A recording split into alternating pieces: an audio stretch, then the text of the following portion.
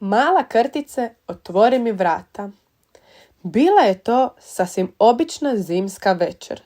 Krtica je napokon legla u krevet i otvorila svoju najdražu knjigu. Ali onda odjednom se začuje. Tko to kuca na moja vrata? Pa to je žaba, i to posve mokra žaba.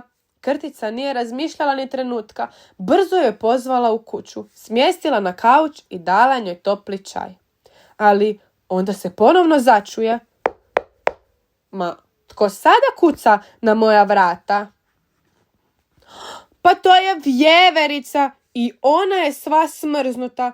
Krtica je nju pozvala u kuću, smjestila na kauč i dala njoj topli čaj.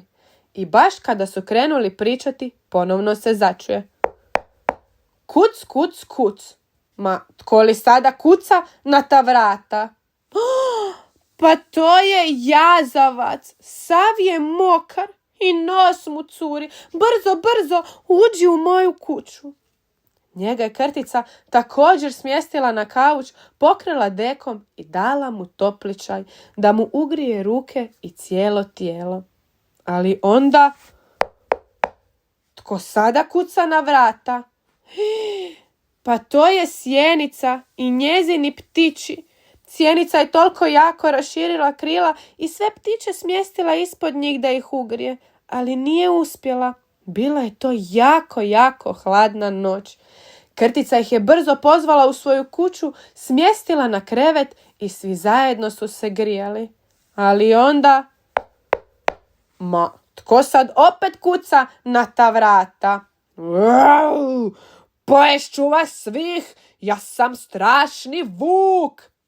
Svi su se u kući jako prepali, ali onda su brzo skočili, svatko je nešto ugrabio u ruku, stolicu, zdjelu, a ptica je uzela konac. Brzo se čulo, bam, čuf, čak, au, hvati ga, ne da ga, bam, čak, bam, bam, čak. Tišina. Vuk je bio svezan. Jako su se dobro snašle sve životinje. I kada su se smirile, Krtica je odlučila. Sada ćemo skuhati najbolju juhu, finu juhu od luka. I svi su nje brzo krenuli pomoć. A vuk, on je sjedio uz zid i jazavac ga je čuvao. Ali onda, ma, tko sada kuca na ta vrata? Pa svi ste ovdje. Kad je Krtica otvorila vrata, imala je što vidjeti. Bio je to i zec, i mišica, i sova, i jež. I svi su bili mokri do kože i jako su se tresli. Krtica ih je brzo pozvala u kuću i svima je dala malu zdjelicu juhe. Čak je zdjelicu dobio vuk. I tako su svi zajedno uživali u finoj juhi, zahvaljujući Krtici, koja je odlučila pomoći svim svojim prijateljima u nevolji. I tako je svima uljepšala tu hladnu zimsku noć. Čiča Miča, gotova je priča. Pozdravlja vas vaš prijatelj Zmajo i ne zaboravite pomoći svojim prijateljima u nevolji. Bok!